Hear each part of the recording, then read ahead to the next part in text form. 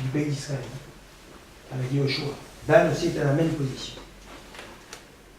On a dit que Yehuda va être comparé ici à un lion. Oui. Eh bien, Moshe, quand il va bénir la tribu de Dan, il va commencer en disant Dan, Gur Aryeh. C'est un lionceau. Vous voyez, on a encore une fois la même dénomination qui revient. Et puis, il y avait aussi, chez Yaakov, la volonté de donner une bracha à Dan. Quelle bracha? Dan, si on revoit la paracha de la semaine dernière, où il est question de l'arrivée des enfants de Yaakov en Égypte, on parle de tous les descendants. Donc les enfants de Binyamin, les enfants de Yehuda, les enfants de Shimon, chacun avec ses enfants. Dan n'a qu'un seul enfant. Où venait Dan? Hushim. Non seulement il n'a qu'un seul enfant, en plus il est handicapé. Il s'appelle Hushim, qui veut dire l'essence, tout simplement parce qu'il était privé du sens, on va dire, le plus important. Il était sourd. Hushim. Alors, il avait un seul enfant, cet enfant est handicapé, eh bien, Yaakov veut donner une bracha, en disant qu'il était Ke'achat Shivtei Israël, comme cette tribu d'Israël qui est très particulière, qui est celle de Yehuda, eh bien, il va permettre à Dan d'avoir pratiquement le même nombre de descendants que toute la tribu de Yehuda, alors qu'il n'avait qu'un seul fils. Donc sa descendance est nombreuse. Maintenant, il y a Din Hamo. Dan va juger son peuple. Ka'achat Shivtei Israël. On a dit comme l'a fait David. Mais il y a une projection dans l'histoire que fait Yaakov ici en disant cela. Il y a Din Hamo, d'ailleurs Dan, les lettres de Dan, c'est Din, c'est la lettre du Din. On fait référence ici à Shimshon. Le juge Shimshon. Shimshon, tout le monde connaît l'histoire, il va naître de façon miraculeuse et il va avoir comme mission de commencer à libérer Israël de son ennemi de toujours, et encore actuel, les Plishtim, les Philistins. Oui, ça c'est la mission de Shimshon. Or Shimshon est de la tribu de Dan. Et Shimshon va, on le sait, juger et intervenir de façon solitaire. Il n'y a pas de travail d'équipe. Dan, Shimshon, qui est de Dan, va travailler comme toute une tribu, mais lui tout seul. Ke'achad Shivtei Israël. Oui, comme un seul. Certains même vont jusqu'à dire comme un seul, c'est-à-dire comme Akadosh Baruch Hu. Comme Akadosh Baruch Hu agit seul, Dan agit seul. Oui, à propos d'Akadosh Baruch Hu, il est dit, je me rappelle la citation, bref. Seulement, on va dire que c'est à double tranchant. Parce que nous savons que Dan, c'est la tribu qui a eu beaucoup de faiblesses. C'est dans la tribu de Dan qu'il va y avoir la fameuse Pesel Micha. Pesel Micha, je fais un petit tour d'horizon historique, c'est beaucoup de pages d'histoire, de notre histoire que nous ne connaissons pas. Pesel Micha, il y avait déjà Pesel Micha à la sortie d'Égypte. Au point que le représentant céleste de l'Égypte, quand il va voir que les Bnei Israël se sont emparés de cette idole de Micha, oui, vont dire, mais pourquoi Akadosh Baruch Hu, en interpellant Akadosh Baruch Hu, vont dire à Akadosh Baruch Hu, mais pourquoi tu veux sauver les Bnei Israël? Halalou Avda Avodazara, Halalou Avda Avodazara. De la même façon que les Égyptiens servent des idoles, eux aussi servent des idoles. Mais ce Pesel Micha va revenir à la surface quelques centaines d'années plus tard, à la fin du Sefer Shoftim, après l'histoire de Shimshon, on va voir réapparaître ce Pesel Micha. Et c'est dans la tribu de Dan. Cette Pesel Micha se trouvait dans l'appartement d'un des membres de la tribu de Dan. Ce monsieur va faire venir un Lévi pour offrir des ktoret, de l'encens, et l'encens qui va être offert pour la Pesel Micha va monter si haut, va être si abondant, que sa fumée va s'élever et rejoindre la fumée des corbanotes de la ktoret de Shiloh. Vous voyez, ça veut dire que ça va être vraiment une espèce de, enfin, j'ose pas dire le mot, mais le pendant de Avodat Hashem en Avodat Zarah, vous voyez?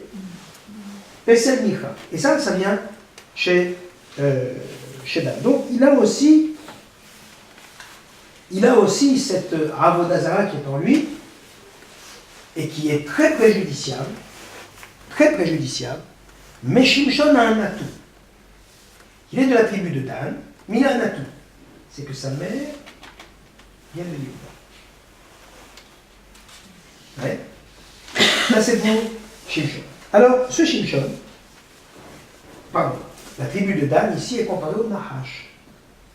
Et puisqu'on dit que la prévision de Yaakov concerne Shimshon, regardons un petit peu Shimshon avec l'œil, enfin, on va dire, porté sur le Nahash. D'une manière générale, les animaux marchent toujours en couple ou en paire, à l'exception du serpent. Le serpent marche toujours seul, enfin, rentre toujours seul. Et puis, le Nachash, le serpent, il est nokem. Oui, il est nokem, c'est-à-dire qu'il est vengeur, il se venge. Et c'est ce que va faire Shimshon, lisez Shoftim chapitre 16, oui, va nakeman nakem, dira-t-il. Je vais me venger. Oui, il va venger, et son honneur est l'honneur d'Israël. Ensuite, le travail du Nahash, rappelez-vous, sur qui le Nahash a-t-il travaillé? Sur Chava. C'est-à-dire que le Nahash est attaqué à la femme. Et tout le travail de Shimshon va être de s'attaquer aux Philistins à travers ses épouses.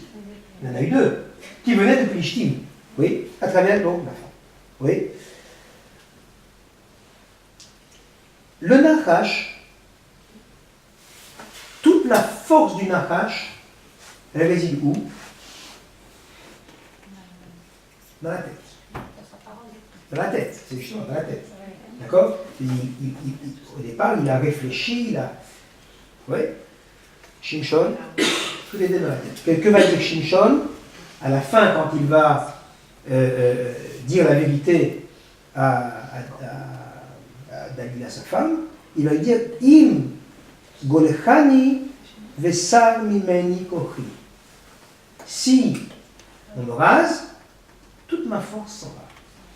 Si on touche à ma tête, toute ma force s'en va. Et c'est exactement ce que l'on retrouve donc chez le Nahash. Le venin du Nahash est actif même après sa mort. Ainsi, Shimshon aussi, à sa mort, va faire mourir beaucoup plus de monde que pendant son vivant. Vous vous rappelez? Ça vous dit quelque chose? Tamut Nafshim Plishtim. Exactement. Vous voyez, quand il va demander à Kadosh Baruch Hu de lui accorder ses dernières forces, oui, c'est ce qu'on va voir dans un tout petit moment, pour faire tomber les piliers, céder les piliers du cirque, on peut dire, sur lequel se trouvaient les Philistins. Et les Philistins vont s'affaler sur lui, mais ils vont tous mourir en même temps que lui.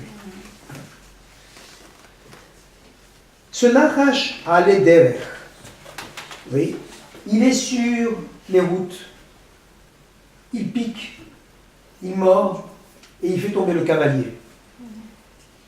Oui, il rampe, on ne le voit pas. Il se mêle au sable. Et c'est exactement ce que va faire Shimshon durant toute sa mission. Oui, il rentre chez les Philistines, on sent absolument rien.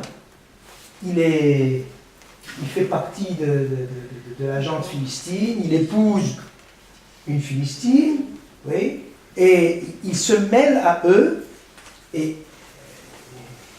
pendant ce temps-là, il est en train de saper leur morale, oui, et il est très actif. Alors, Yaakov va dire Lishoatra kiviti Hashem. En ton secours, j'aspire, j'espère, au Hashem. Ben parce que, justement, voyant dans l'histoire de Dan, qui a cette capacité d'endiguer, qui a cette capacité de juger, qui a beaucoup de puissance à son actif, comme la tribu de Yehuda, on va voir aussi en Dan ce personnage donc, de Shimshon. Mais le personnage de Shimshon ne va pas bien finir. Oui. Il voit l'Ishuat Rakiviti Hashem au départ, disent les Mefarshim, Yaakov voit dans cette descendance de Dan, donc dans Shimshon, dans cette force, il voit en lui le Mashiach. Oui. Il voit en lui le Mashiach. D'ailleurs, la gématria de Mashiach est la même que celui de Nahash. Le Nahash, c'est la même gématria. Oui, 378. Donc il voit à travers ce Nahash, il voit le Mashiach. Mais le problème, c'est que Shimshon va mourir. Il va mourir entre les mains des Philistins. Et ça va être le seul chauffette, le seul juge d'Israël qui va être pris prisonnier et torturé par les ennemis d'Israël. C'est le seul. Donc du coup, la Yeshua n'est pas effective. La Yeshua n'est qu'un espoir.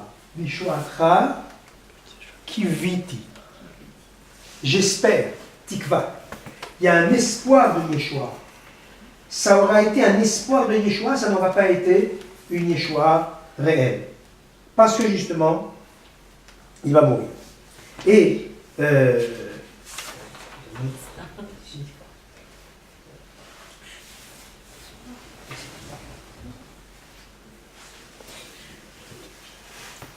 il le voit effectivement, il le voit mourir, il le voit souffrir. Hein. Ce fameux texte très pathétique, soit dit en passant, et j'en profite parce que chaque fois que j'ai l'occasion, je le dis et je le redis, il y a une chanson qui a été mise, il y a une musique qui a été mise sur ce texte, oui, que je trouve extrêmement déplacée, qui ravage dans tous les mariages parce que c'est une musique sur laquelle les jeunes adorent danser, et c'est vrai que l'air est très joli et très entraînant, mais il ne convient pas du tout au texte qui est tellement pathétique. Je ne sais pas si vous voyez l'air.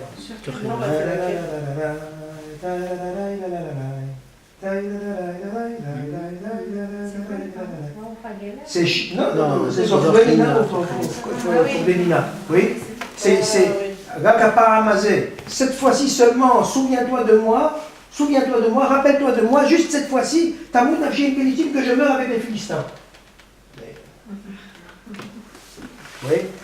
Bon, je trouve ça absolument déplacé, j'en ai parlé d'ailleurs à quelques orchestres, je sais que certains les ont enlevés de leur répertoire, mais bon, on les entend encore. Cette fois-ci, ça veut dire plus jamais que cette fois-ci. Non. Il y a quand même des textes qui sont qui sont chargés en émotions. Il faut savoir les adapter en fonction des circonstances. Voilà. Donc, c'est la raison pour laquelle donc Yaakov termine avec cette phrase Ishuatecha kiviti Hashem. Et Alors imaginez si on a pu en dire autant sur Dan. Alors quand on va parler de Yehuda avec des allusions, je ne vous dis pas, ou Yosef, oui, il y a de quoi tirer des enseignements extrêmement, extrêmement profonds. Alors je voudrais juste, pour conclure, dire que, vous voyez, Yaakov voulait annoncer le quand, à défaut du quand, il va annoncer le comment. Le comment, c'est l'unité dans la diversité, chacun a un rôle à jouer. Voilà le rôle que Dan aura à jouer, puisqu'on a parlé de lui ce soir. C'est ce que dit le Ramchal. Mais en attendant, cette petite étude nous aura permis de voir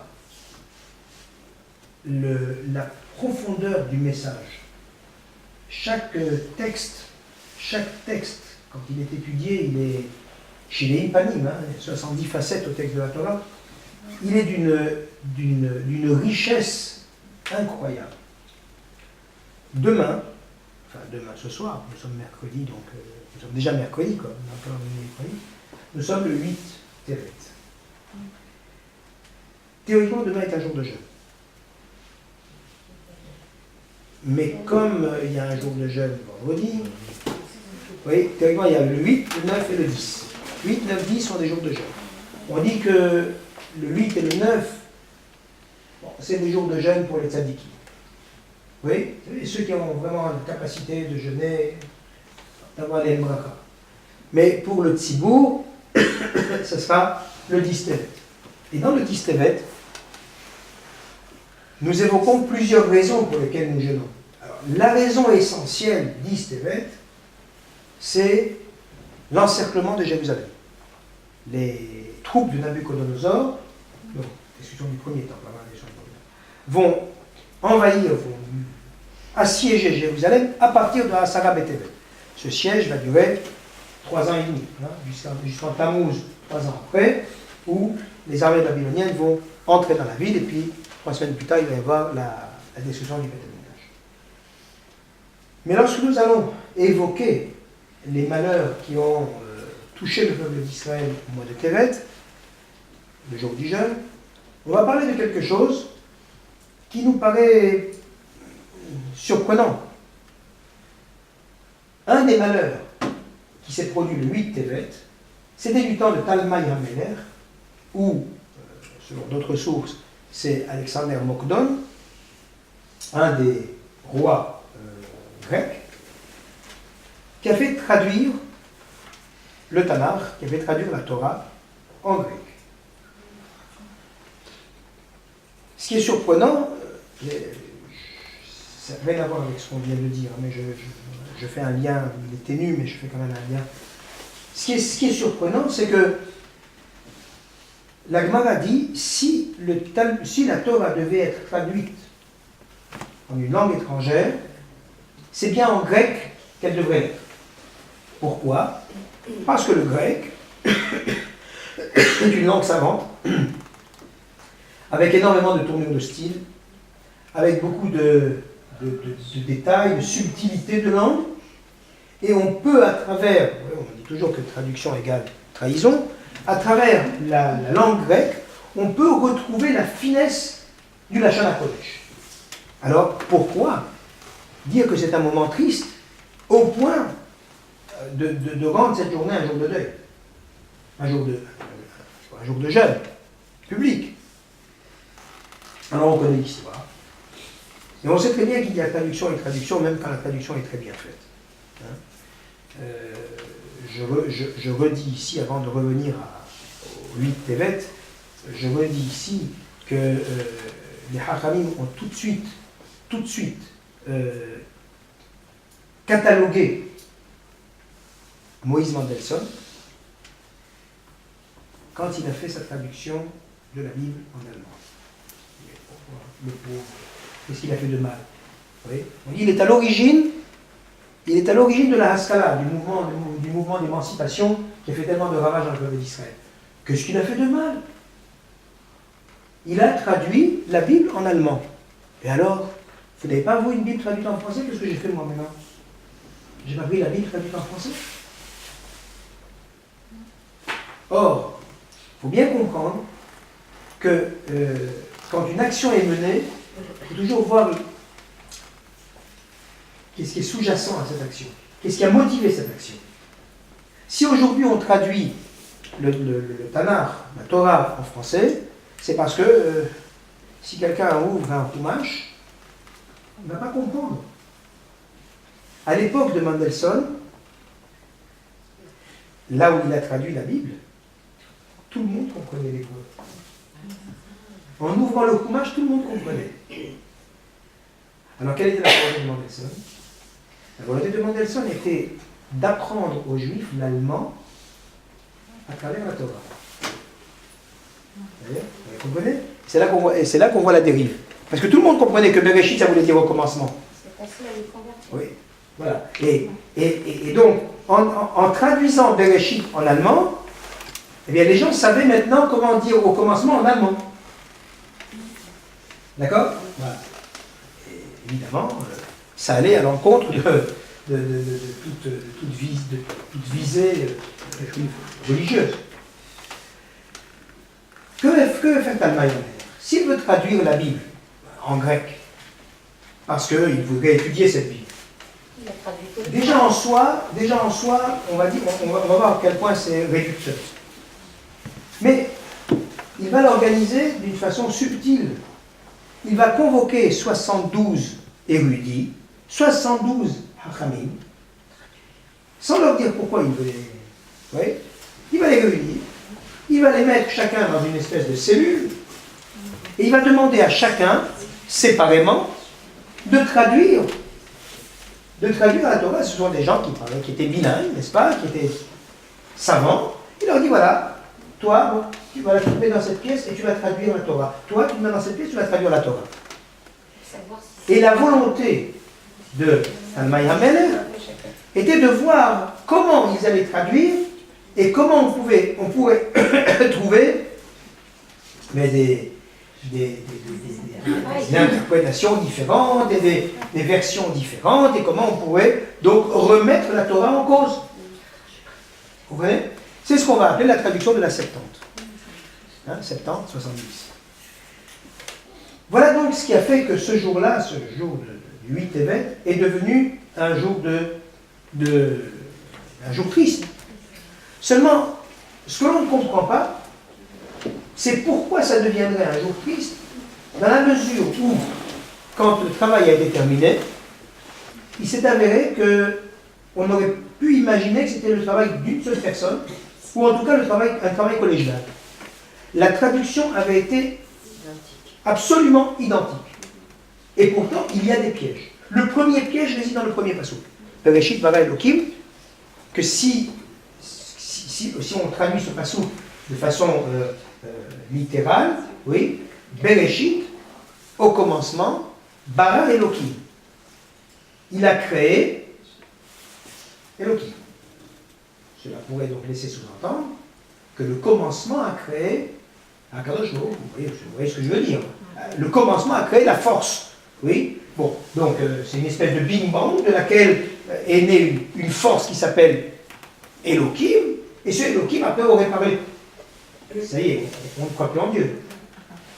Hein, parce que un des principes que nous donne le Rambam, un des principes qui sont des principes essentiels. Comment? Essentiels.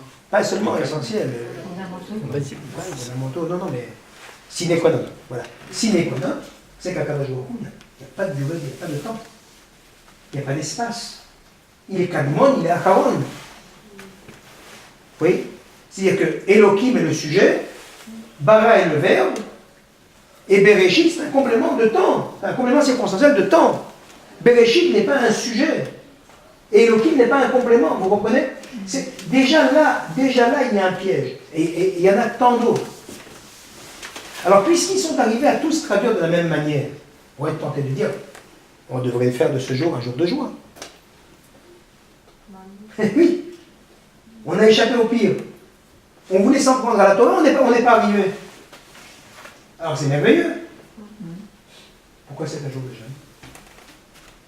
C'est un jour de jeûne parce que, de toute façon, l'idée qui est derrière, très tendancieuse. Mais en plus de cela, quand quelqu'un arrive, et vous voyez ce que nous avons fait ce soir, oui, nous avons pris un texte. Oh, on n'a pas été très loin en le décortiquant. Mais on dit, qu'est-ce que c'est Nahash? Est-ce que Nahash est une insulte? Ou est-ce que Nahash est vraiment une identification de la personnalité de Dan? Oui? Qu'est-ce que ça veut dire Yishuatra Kiviti Hashem? Et vous prenez le Ramban, vous allez voir que le Ramban dit quelque chose et que le Or HaChaim dit autre chose. Et Rashi, on va dire encore autre chose. Et le Kliyakar encore autre chose. Et le Natsif encore autre chose. Et quand vous prenez Mikra tout à l'heure, vous avez combien d'avis? Combien, ce qu'on appelle l'exégèse, le Mefarshim, le Pérouche, oui, tout ce qu'on peut tirer d'un texte. Ça ne peut se faire qu'à partir du moment où on se base sur une massorette. On se base sur... Parce qu'il n'y a aucune contradiction, tout est complémentaire. Chacun a reçu, vous savez, j'ai lu un pérouche du Or HaChaim qui dit, à un moment donné, il dit, et j'ai fait un rêve, et dans le rêve, on m'a montré que, c'est à propos justement de la bracha de Yosef. Quelque part, il y a des messages.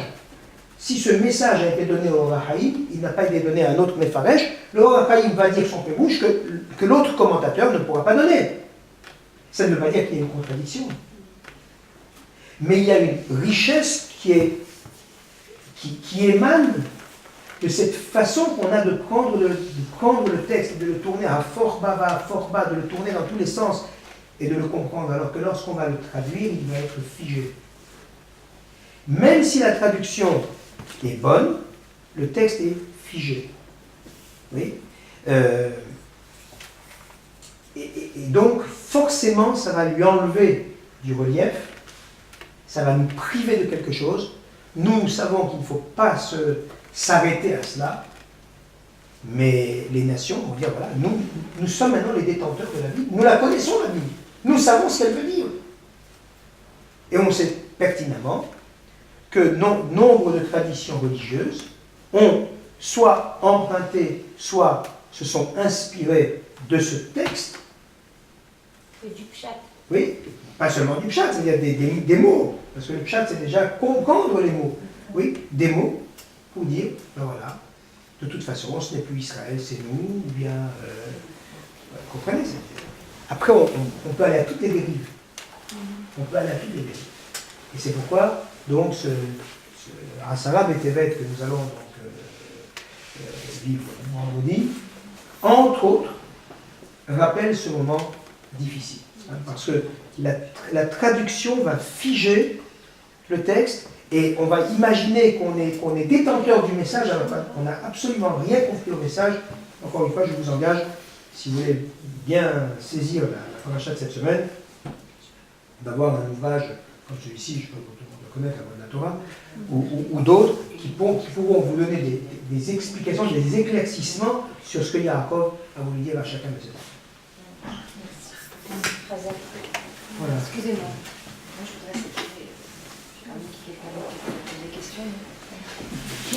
voudrais savoir des questions. Deux, trois questions. D'abord, c'est pourquoi on leur a attribué des noms d'animaux aux 12 tribus? Pourquoi, si vous voulez, je suis désolée, je pose tout, puis après je vous livre tout. Pourquoi, si vous voulez, bien que si vous voulez, la tribu de Lévi, pourquoi la tribu de Lévi n'a pas de légitimité, si vous voulez, après? Parce que, voilà, qui a pris ce décret, si vous voulez, qu'il n'y ait pas de... De par la terre. Pardon? De part sur la terre. Israël. Oui, Ouais. qui a pris ce décret? Et alors, Diana, parce que ça là, j'ai entendu dire quelque chose, c'est pourquoi, comment est arrivé Shimshon? Parce que vous avez dit qu'il est arrivé par un miracle. Donc, À la naissance. D'accord. Alors, la première question, je devrais la travailler. Oui. Pourquoi des noms? Alors, pourquoi il a, je suppose, enfin, c'est comme ça premier jet, mais ça n'engage que moi. Justement, c'est la visualisation du caractère, vous voyez. Le lion, c'est le roi des animaux. Le nahash, il y a une espèce de nihouj, de deviner, de fouiner, de savoir aller. Vous voyez, la différence entre le lion et le loup, c'est que c'était quoi? J'avais lu quelque chose sur le loup. Le loup, je ne m'en rappelle plus, il y a quelque chose entre le lion et le loup. Bon, c'est vraiment, c'est subtil, vous voyez, c'est subtil. Et maintenant, pourquoi il a choisi ça, la vérité. Et qui est-ce qui a choisi? Non, c'est Yaakov. C'est Yaakov. D'accord. Yaakov. Il va comme ça, vous avez dit que Moshe aussi les avait bénis, donc ça veut mais dire pas avec des noms d'animaux. Vous avez dit tout à l'heure que Moshe... Yosef, c'est le shor, vous savez, shor, c'est la force de travail, c'est le taureau, le bœuf. Tout à l'heure, vous avez dit que Moshe, il avait... Non, j'avais dit qu'il avait inversé. Non. Ah, pardon. Il avait inversé. Il avait mis Gad, qui est né après Dan. Mais vous avez dit qu'il avait été marié aussi. Ah oui, exact. On est d'accord. Hein. Exact. Voilà. Exact. Ok, donc il a parlé de lionceau. Voilà. Il a parlé de lionceau, et donc ça rejoint un petit peu ce qu'avait dit, donc pour Dan, il a parlé de lionceau, ça rejoint un petit peu ce que Yaakov avait dit pour Yehuda. Donc on voit encore la jonction entre Yehuda et Yehuda. Effectivement. Mais ça c'est fréquent. Bilam aussi. Hein. Bilam aussi va dire ils sont comme le lionceau qui se lève le matin, qui surgit, qui prend ça, qui n'a de cesse que lorsqu'il a pris sa proie. Bon, il y a comme ça quelquefois des comparaisons qu'il ne faut pas prendre au premier degré, mais il faut voir exactement quelle est la qualité ou quelle est la spécificité de tel ou tel animal. Par exemple, quand Dieu dit « Je vous ai porté sur les ailes de l'aigle », qu'est-ce qu'il veut dire? Oui, il veut dire « Je vous ai protégé ». Parce que l'aigle, parce que tous les oiseaux portent leurs petits. Simplement que la majeure partie des oiseaux portent leurs petits dans leurs pattes, enfin, sous leurs ailes. Hein, parce qu'à choisir entre les prédateurs et la chasse, les humains, ils se disent qu'il y a certainement plus de prédateurs qui vont venir leur prendre leurs petits qu'ils vont être atteints par l'arc, la flèche ou la balle d'un humain. Oui. L'aigle qui vole au-dessus, oui, alors lui n'a peur de personne au-dessus. S'il a peur de quelque chose, c'est en dessous. Donc il porte ses petits sur les ailes. Et après, je vous dis, voilà, moi j'ai fait la même chose, c'est-à-dire je me suis mis comme par avant et personne ne pouvait vous atteindre. Vous voyez, donc quelquefois la comparaison avec un animal, c'est pas on le traite d'animal, justement, c'est pas le prendre au premier degré. Hein? Ça c'est la première question. La deuxième question, c'était sur les Lévites. Les Lévites.